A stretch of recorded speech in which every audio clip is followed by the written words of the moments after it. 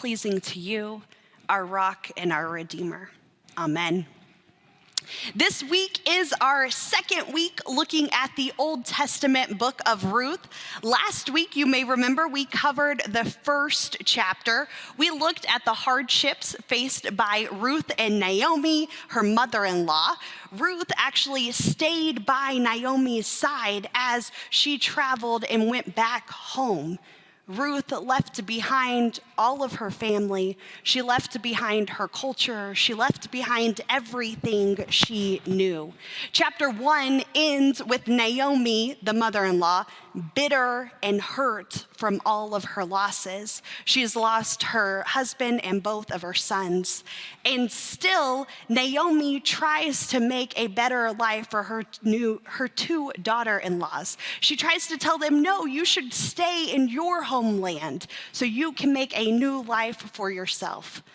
Ruth and Naomi teach us how hard and how worthy it is to love people during difficult times. In the first chapter, we learned that Naomi decides to go back home and Ruth follows her. Ruth takes on that identity that Naomi had. When Naomi was a foreigner in Moab, now Ruth is going to be a foreigner in Bethlehem. Naomi has lost everything, and rightly so, wants to go home. Ruth, too, has suffered loss, but in following Naomi, she gives up everything. Ruth finds herself in a new land. After I graduated college, I moved to Dallas to begin seminary. One of the people I'd worked with at church camp the previous summer also happened to live in Dallas, and he was pretty much the only person I knew in the city. He had gone to college at SMU, so all of his friends had stayed around Dallas, so they were nearby. He had also just started a new job, so he had a whole group of friends there too. When I moved to town, I didn't know anyone. And my friend there was not in need of any new friends. He had plenty. And still, when I moved to town, he immediately invited me to hang out with him and his group of friends. Not just one time, continuously. Anytime anything was happening, I would get invited to come. He didn't have to do that. I definitely was not pressuring him to do that. I don't even know if I would have done the same for him if he would have moved into somewhere I lived. It's not really my personality. Because of this friend's invites, I met my husband. I met my best friends. I found a place to belong. The families that we get together with on holidays, the ones we surround ourselves when big moments in life happens, the families we go on vacation with are all people I met through that one friend 10 years ago. When I first started hanging out with this group, I didn't know all of their inside jokes. I didn't know most of the people they would reference in stories. I didn't know their abbreviations for restaurants or places to hang out around Dallas. And still, they kept including me. They kept inviting me into their lives. They helped me find a place to belong. That place was and is with all of them. This morning, we are going to take a closer look at the second and third chapters of the book of Ruth, and there is a lot jam-packed in these two chapters. This is one of those times where I wish this was more of a Bible study setting so that we could all go much deeper into everything included. Suffice it to say that I am not going to take us through each moment in those two chapters this morning. You can all breathe a sigh of relief. You won't be here all day. I will encourage you, though, as you go home to, again, read through Ruth. Look at these moments, look at these movements, and see how God is speaking through them, even when God isn't always called by name. For us this morning, I want us to zero in on Ruth's identities. And how those identities like Moabite, foreigner, widow, they're all identities that should hinder Ruth in this unknown land. And instead, they're overcome by this extraordinary woman. Once Ruth and Naomi settle into Bethlehem, we enter into the second chapter of Ruth. Ruth 2 begins with the first through 7 verses. Now Naomi had a respected relative, a man of worth, through her husband from the family of Elimelech. His name was Boaz. Ruth the Moabite said to Naomi, "Let me go to the field so that I may glean among the ears of grain behind someone in whose eyes I might find favor." Naomi replied to her, "Go, my daughter." So Ruth went. Ruth arrived and she gleaned in the field behind the harvesters. By chance, it happened to be the portion of the field that belonged to Boaz, who was from the family of Elimelech, Naomi's late husband. Just then, Boaz arrived from Bethlehem. Boaz said to the harvesters, "May the Lord be with you." And they said to him, "May the Lord bless you." It's very pleasant, isn't it? I told y'all last week, these are just good people. It's like a fairy tale. Hello, hello. Okay, let's continue. Boaz said to his young man, the one who was overseeing the harvesters, "To whom does this young woman belong?" The young man who was overseeing the harvesters answered, "She is a young Moabite woman, the one who returned with Naomi from the territory of Moab." She said, "Please let me glean so that I might gather up grain from among the bundles behind the harvesters." She arrived and has been on her feet from the morning until now, and she is set down for only a moment. Naomi and Ruth, while they are home in Naomi's hometown, they are in need of food. They're widows, so they are limited as to what they have inherited from Naomi's husband and her 2 sons.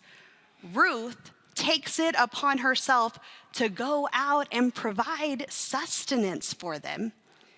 Gleaning was hard work. It was tedious. It was back-breaking. And often it was a very dangerous thing for a person to do by themselves, especially if they were a woman. The men who harvested the land first, they often lived together during these times of harvest, and often they could act with a mob mentality, which meant they didn't always act in the most honorable of ways. For a woman to glean the field means that they would come behind these harvesters and harvest whatever had been missed or overlooked.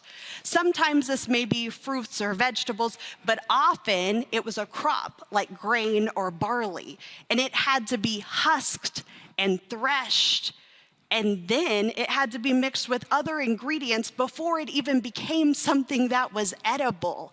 It's not like she just picked up a batch of apples and brought it home to Naomi and they had food for a week. Instead, there's this whole thing involved. It's a lot of work.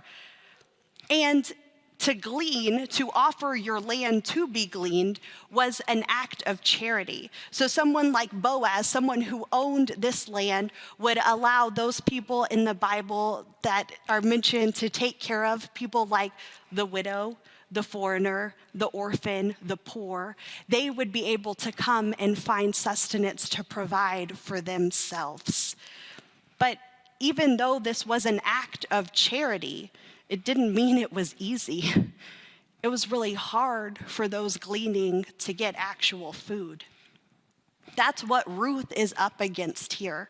She is in a land far from her home and family, and she's beginning to do this really difficult work to provide for her and Naomi. Ruth and Naomi's status was dictated by the culture of that time. They did not have an opportunity to make money of their own or to provide for themselves in a respectable way. Instead, they had to rely on others in order to care for themselves. Their identities as widows wasn't one that they chose. They didn't choose to not have their spouse anymore. Ruth's identity of foreigner should have closed many opportunities in this new land. And yet, the land she by chance happens to ask permission to glean upon is indeed the land of Naomi's husband's relative, Boaz.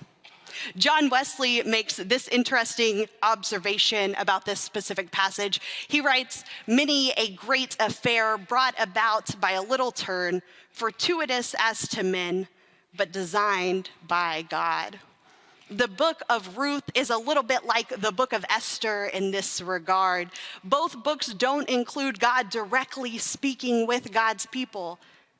Instead, you catch these glimpses of God working in every moment, even when God isn't named. When Boaz learns that Ruth is the widowed daughter of Naomi, daughter-in-law of Naomi, and is a Moabite, which I don't know if you noticed, but the servant mentions 2 times, lest any of us forget her identity.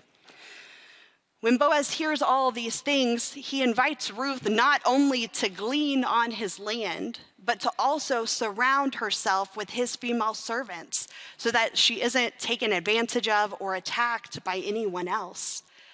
Boaz offers Ruth protection, and Ruth is surprised by this generosity. We haven't seen Ruth obviously persecuted by any of the Israelites because of her identity so far. But Ruth's surprise here at Boaz's generosity leads us to believe that she still feels very much like an outsider. Ruth goes on to ask Boaz what she has possibly done to earn favor in his eyes. Boaz responds with this, verses 11 and 12. "Everything that you did for your mother-in-law after your husband's death, Ruth, has been reported fully to me. How you left behind your father, your mother, and the land of your birth, and came to a place you had not known before. May the Lord reward you for your deed. May you receive a rich reward from the Lord, the God of Israel, under whose wings you've come to seek refuge." This is the word of God for the people of God. Let the church say, thanks be to God.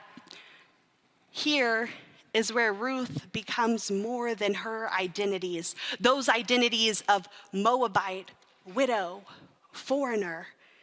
Instead, Boaz takes notice of how Ruth has been faithful to Naomi, because that is her true identity. Ruth is loyal. She is kind. She loves others well, even in their hardest moments. That's Ruth's identity. These are the things that are reflected in the way that she lives her life and in the way she interacts with the world around her. Now, if you know me, I really hate to yada yada over parts of the story. This is going to hurt so much. Yada yada. Ruth continues to glean the fields throughout the harvest with this new identity, with this compassion shown to her by Boaz. And then in chapter 3, Ruth asks Boaz to provide for her and Naomi in a way that only he can. Ruth 3:9. Ruth replied to Boaz, "I am Ruth, your servant. Spread out your robe over your servant, because you are a redeemer." Boaz is Naomi's husband's relative, and legally, Boaz is able to marry one of the widows, which would offer them long-term protection and stability. Chapter 3 ends with Boaz saying that he appreciates Ruth's boldness, but unfortunately, there is another relative that is actually more closely related to Naomi, and so he gets first dibs, for lack of a classier term. And we are left on a cliffhanger. That is how chapter 3 ends. We don't know whether or not Boaz or this unnamed relative will be the ones to save these women. This is one of those Old Testament books that really shows its age because they are women, because they are widowed, because at least one of them is considered a foreigner at every turn of this story. They are unable to make it in the world by themselves, or so society tells them. And yet, they continue to make it. Ruth finds ways to provide. She finds spaces that she shouldn't be able to inhabit, and yet she does. Naomi helps Ruth learn about their culture and the rules, and she asks Ruth to be bold with Boaz. The women do everything in their power to push back on those identities that they've inherited, and instead, they strive to find their own place in the world. We catch a few glimpses here of Naomi finding hope for the first time in a long time because she hears that Ruth has won favor with Boaz. We see Ruth tirelessly and selflessly continue to prove her love for her mother-in-law. And we even see Boaz provide Ruth with this place to belong. Yeah, it's doing hard work, but it's a place where she's safe and where she can continue to provide for Naomi. A place where she is revered for her faithfulness to Naomi.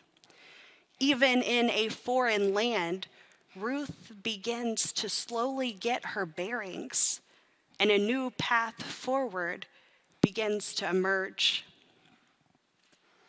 If I'm being honest, me moving to Dallas is nothing like Ruth moving to a new land, the enemy's land. But even if we can't identify with Ruth's specific situations, we each do know what it feels like to be alone, to feel alone, to feel as if maybe you're going through life by yourself, or like you're always a step behind everyone else. Our world has reached a new level of understanding of what it means to be lonely. With the pandemic and the many ways we've figured out how to isolate ourselves from one another. Ruth and Naomi may have lived way back when, but still today, their story of looking for that community and finding a place where they are provided for is still a real battle for most of us. In what ways are we working to meet the people around us? In what ways are we being inclusive to the people right under our nose? Those that we work with, those that we're on social media with, those that we worship with. Here in modern worship at Christ United, we always say that this is a place for all people. Our pasts, our baggage, our mess, it's all welcome in this place. Because we believe that that is the true gift of Jesus' love, that it is accessible to all people for all time, that grace abounds. We are all beloved children of our Creator, and we each deserve to not be alone. If we truly believe this, if we truly believe that we are not meant to be alone out in the world, how can we embody that identity outside of these doors? What are ways this week that we can reach out to someone and include them into our lives? Maybe it's meeting up for a meal. Maybe it's sending a card to them in the mail. Maybe it's sending a quick text that says, "Hey, I've been thinking of you. How are you?" Everyone deserves to have someone who cares for them. What if we can be that person for someone else? Haven't there been moments in each of our lives where we wish someone would have stepped up to the plate and checked in with us, who should have let us know that we weren't alone, that we weren't forgotten. Let's all work to be a little bit more like Ruth this week. Even though Ruth was the outsider, she continued to find ways to love the world around her. And that love may just lead to her building a new community of her own. We'll find out more next week.